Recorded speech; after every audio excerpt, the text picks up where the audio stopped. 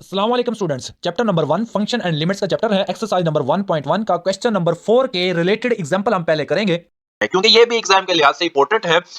Example number 2 जो कि very ही easy है और डोमेन और रेंज को समझने के लिए बहुत बेस्ट एग्जांपल है। देखिए f of x is equal to x का स्क्वायर। एक बात तो याद रख लें, जो डोमेन होती है ना, बेसिकली इनपुट को कहते हैं। डोमेन किसको कहेंगे हम? इनपुट को। किसी फंक्शन के अंदर x की जो वैल्यू पुट करेंगे उसको डोमेन बोलेंगे। दूसरी, उसके बदले में जो रेंज होगी वो होगी आउटपुट। ऑटोमेटिकली क्या कहेंगे इसे? आउटपुट। फंक्शन में पुट करने से x की वैल्यू और नतीजे में जो वैल्यू आएगी उसको रेंज बोलेंगे। अब आप कह सकते हैं कि हर फंक्शन में हर एक वैल्यू पुट कर सकते हैं, हर एक आंसर आ सकता है। बच्चों, हम वैल्यूज पुट तो कर सकते हैं। कुछ सिचुएशन ऐसी होती है जिसमें फंक्शन आंसर नहीं देता, और आंसर नहीं देता तो फिर क्या आता है? Math error. क्या आता है? Math error. वो क्या चीज है?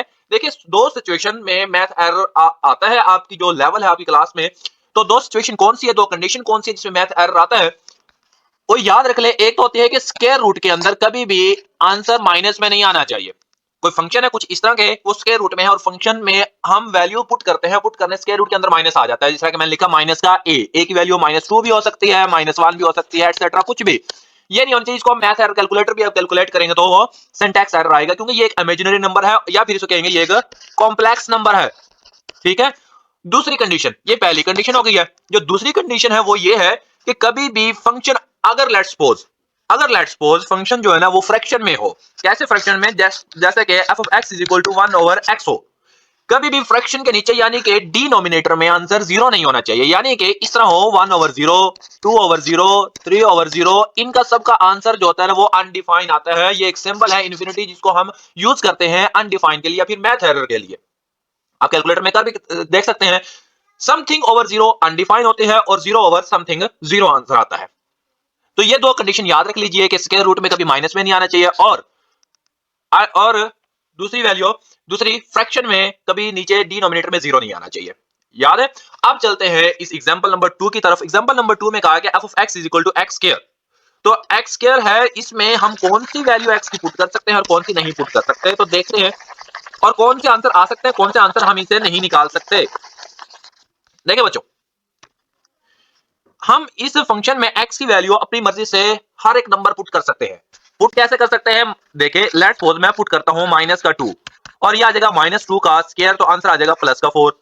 अगर मैं पुट करता हूं +2, तो इसका आंसर आ जाएगा +2 का स्क्वायर इज इक्वल टू +4।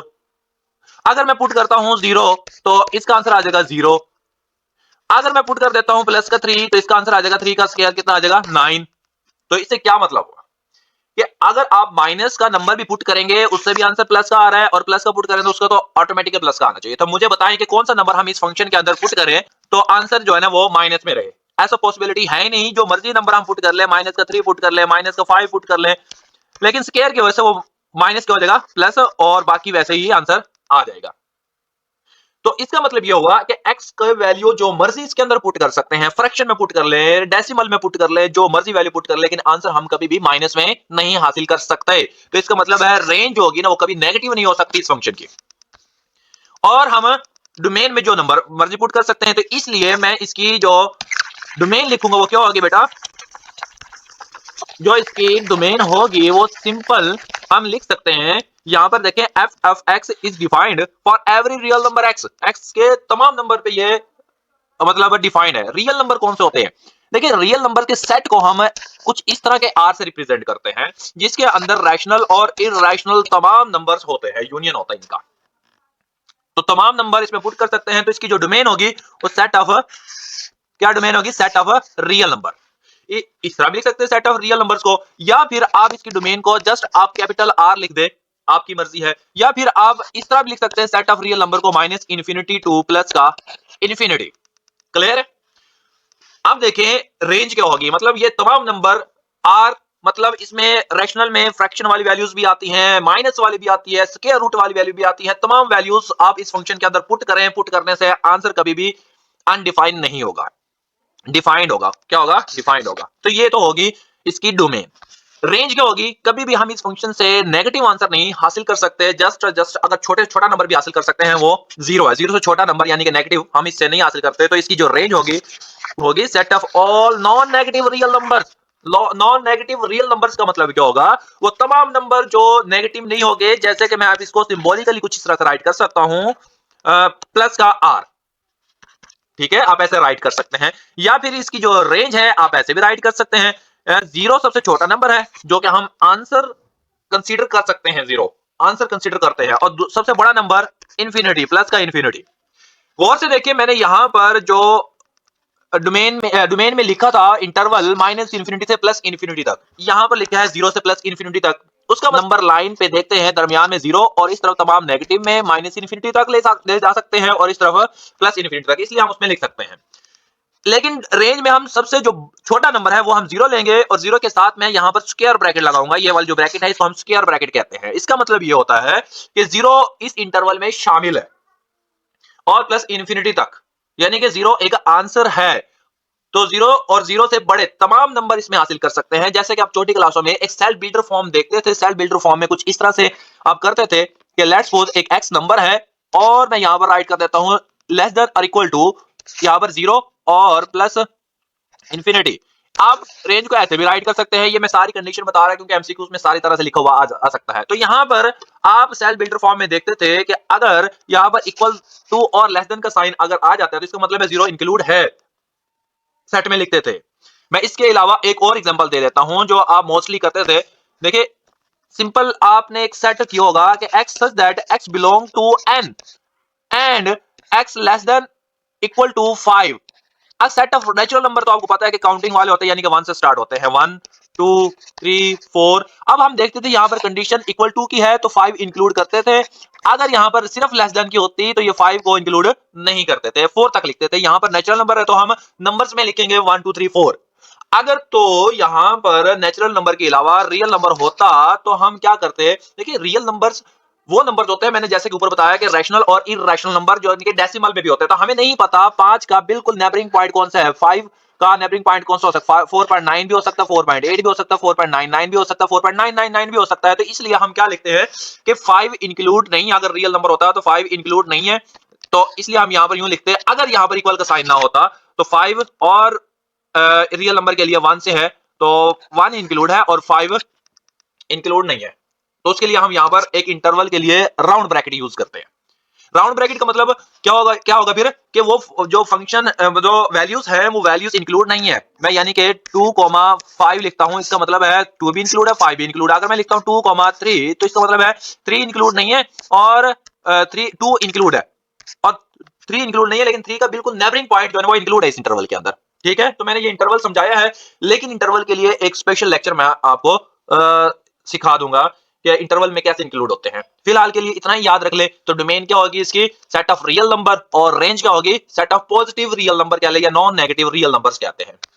भैया समझ आ गई होगा, अगर नहीं समझ आई तो हम दोबारा डिस्कस करेंगे एक नई वीडियो में जिसमें डोमेन और रेंज मुख्तलिफ फंक्शन की फाइंड आउट कर सके। आइए अब चलते हैं examples related to the question number 4 के। एग्जांपल नंबर है 3, एग्जांपल नंबर 3 जो कि वेरी इंपॉर्टेंट एग्जांपल है, जिसमें फंक्शन दिया हुआ उसने f of x is equal to x over x square minus का 4। देखिए, मैंने जैसे कंडीशन बताई थी कि फंक्शन में वैल्यूज पुट करे तो फंक्शन अनडिफाइंड ना हो जिन वैल्यूज से, तो वो तो डोमेन और रेंज में इंक्लूड होंगे। जिससे अनडिफाइन हो जाए ना तो उस वैल्यू को डोमेन से हम निकाल देते हैं। तो डोमेन अनडिफाइन होने की कंडीशन मैंने बताती थी कि something over let's suppose a over 0, ये कंडीशन नहीं होनी चाहिए क्योंकि हम जो फंक्शन है वो फ्रैक्शन में है। तो देखिए कौन सी वैल्यू x की पुट करें कि फ्रैक्शन के नीचे 0 आ जाए। तो यहां पर देखें तो इसमें देख लें कि यहां पर दो x की वैल्यू है, एक है x is equal to plus 2 और एक है x is equal to minus 2। ये दो वैल्यूज ही स्पेशल इस फंक्शन के लिए हैं जिनके पुट करने से फंक्शन अनडिफाइन हो जाएगा। अनडिफाइन की मैंने कंडीशन बताई थी कि अगर फंक्शन फ्रैक्शन में है और फ्रैक्शन में डिनोमिनेटर के नीचे 0 नहीं आना चाहिए, let's suppose a over 0, something over 0, function undefine, math error. Undefined का मतलब यह है कि इसकी तारीफ नहीं है, अभी तक इसका आंसर नहीं है। ठीक है, तो सिर्फ दो ही वैल्यू है। कैसे, यहां पर अनडिफाइंड मैं वैल्यूज पुट करके दिखा देता हूं। जैसे कि माइनस का 2 है, इसमें आप माइनस 2 पुट करें x की जगह पे, डिवाइड बाय माइनस 2 का स्क्वायर माइनस का 4, तो यहां पर आ जाएगा माइनस का 2 ओवर प्लस का 4 माइनस का 4 तो -2 ओवर 0, तो ये आपके पास अनडिफाइन आ गया। इसी तरह अगर आप +2 पुट कर देते हैं तो स्क्वायर की वजह से यहाँ पर -2 और +2 रखने से कोई फर्क नहीं पड़ेगा, क्योंकि स्क्वायर की वजह से वो भी 4 ही आंसर आएगा, उसका आंसर भी अनडिफाइन आएगा। इसके अलावा कोई और नंबर पुट करके देख लें आप। अगर आप पुट करते हैं -1 तो -1 से अनडिफाइन नहीं हो सकता, कोई ना कोई हमें आंसर मिलेगा। जैसे कि आप देख सकते हैं -1 ओवर 1 माइनस का 4 माइनस का 1 ओवर माइनस का 3 माइनस माइनस से कैंसिल 1 ओवर 3। देखिए ये एक फंक्शन डिफाइन है। इसके अलावा इन दो नंबर्स के अलावा अपने दिमाग में सोचें और जल्दी जल्दी अपने रफ में करके देखें कि कौन से नंबर हम लें इसे अनडिफाइन। तो 0 आ ही नहीं सकता, क्योंकि यहां पर माइनस का 4 है, तो यहां पर ऑटोमेटिक प्लस का 4 होगा तो 0 आएगा ना। तो वो दो नंबर है, प्लस का 2 और माइनस का 2। तो function is not defined at x is equal to plus का 2 और माइनस। सो द डोमेन क्या होगी? डोमेन इसकी सिंपल सी बात है, आप कह सकते हैं set of all numbers accept -2 और +2, क्योंकि इन दोनों नंबर से आंसर क्या आ जाएगा? अनडिफाइंड। बोले range set of all real numbers, इसको रेंज कहेंगे। इस फंक्शन से हम हर तरह का आंसर निकाल सकते हैं, तमाम रियल नंबर इसकी रेंज होगी, हर तरह का आंसर निकाल सकते हैं। माइनस जो हर तरह का आंसर निकालने का मतलब यह है कि आप x की वैल्यू डेसिमल में पुट कर दें, फ्रैक्शन में पुट कर दें, कोई स्क्वायर रूट में पुट कर दें, हर तरह का आंसर इससे आ सकता है, पॉसिबिलिटी है। ठीक है, आप 0 निकालना चाहें 0 भी आ सकता है, x की जगह पे 0 पुट करके देख लें आप। आई समझ में नहीं आई? तो सेट ऑफ रियल नंबर्स को हम आपने पिछले एग्जांपल में पढ़ा, उसको हम इस तरह भी रिप्रेजेंट कर सकते हैं, और हम minus infinity two plus infinity ऐसे भी रिप्रेजेंट कर सकते हैं, या हम इस तरह भी रिप्रेजेंट कर सकते हैं इंफिनिटी टू x और x टू प्लस का इंफिनिटी f ऑफ x। यहां पर रेंज फाइंड आउट करना है तो f ऑफ x, कुछ इस तरह से भी आप तमाम पार्ट्स आपने देखने हैं तो मेरी प्लेलिस्ट में जाएं, वहां पर तमाम पार्ट्स मैंने तरतीब से एक सीक्वेंस के साथ बनाए हुए हैं। उम्मीद आपको आप अच्छी तरह से समझ आ गई। दुआ में याद रखिएगा, इस चैनल को सब्सक्राइब कर लीजिए, आगे दोस्तों को शेयर कीजिए, क्योंकि तमाम बुक्स के लेक्चर जो है ना, इंपॉर्टेंट क्वेश्चन गैस वगैरह सारे यहां से मिलते रहेंगे फ्री ऑफ कॉस्ट। ठीक हो गया? अल्लाह हाफिज, बहुत सारा ख्याल रखिएगा। अल्लाह हाफिज।